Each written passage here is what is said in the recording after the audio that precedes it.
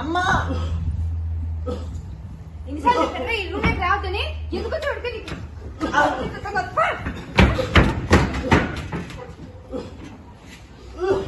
మీ నాన్న రాని చెప్తాను పని.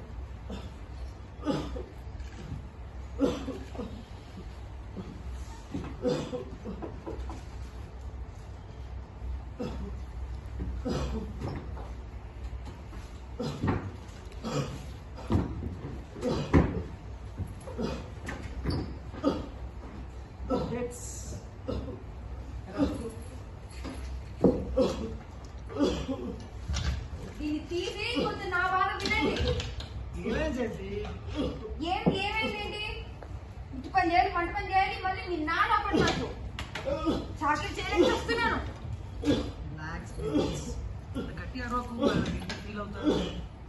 ఇంకా ఏంటి ఫీల్ అయ్యి ఎప్పుడో నేను పెట్టింది హాయిగా పడుకుంటాడు రాజారాజు. ఏంటి పట్టడమే పెట్టేది, ఎందుకంత అరుస్తున్నావు? పట్టడమా? పట్టడం అయితే పర్లేదండి, తక్కువ వల్ల ఎవరు శుభ్రం చేస్తారు?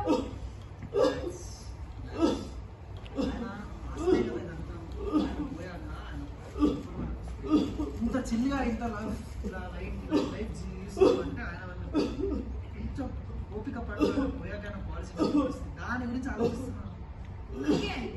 అందుకే దానికోసమే లేకుంటే ఎప్పుడో ఈ చౌకలు పడుతున్నాను కదా. ఆయన గురించి వదిలే.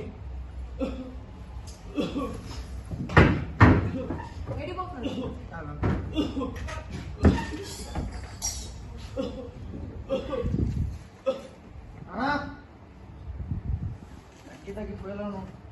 ఏదో నీ మందులు అయిపోయినట్టున్నాయి. ఆ మందులు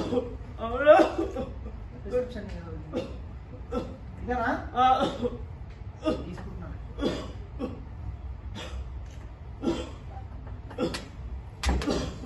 జాగ్రత్త, నేను నా పిల్లలు బయటికి వెళ్ళి వస్తాను.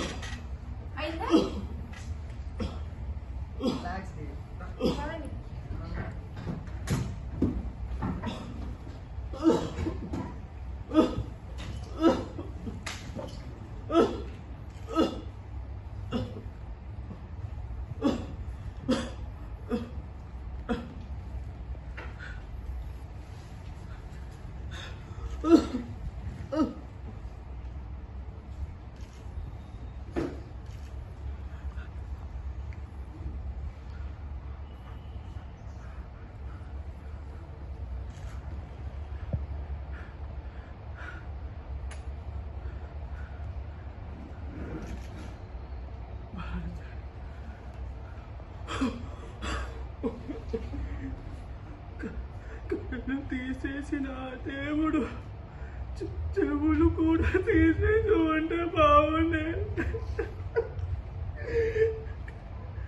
ఇలాంటి దౌర్భాగ్యం నా చెవులో పడేది కాదు కదా భారతి. ఇక నేను ఎన్ని వినాలి భారతి? ఎన్నాళ్ళు ఇలానే ఉండాలి?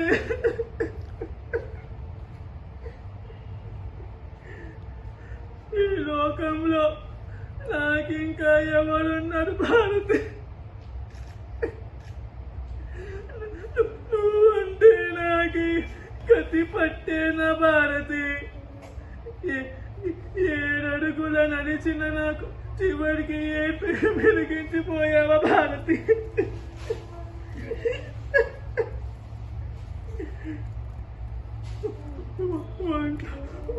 ఒంట్లో ఓపిక లేదు,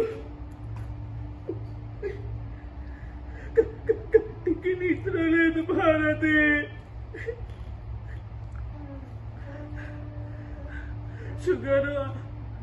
షుగర్ ఆరోగ్యాన్ని తినేస్తుంది భారతి. దోమలు కత్తిపోటులా గుచ్చుకుంటున్నాయి భారతి. కాలు నడవలేదు భారతి.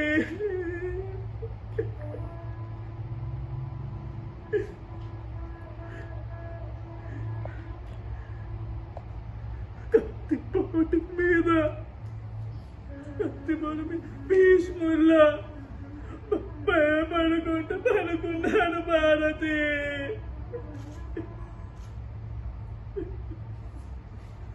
దోమలు పగలు ఈగలు పగలు దోమలు రాత్రి పలకరించే జీవుడే లేడు భారతి.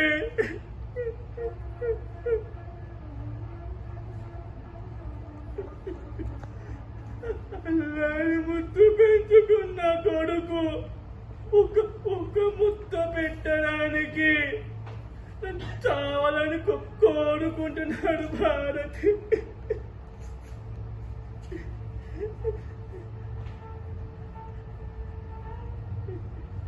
నా జీవితాన్ని అల్లోకలంగా చేసేస్తున్నాడు భారతి. కుమారుడు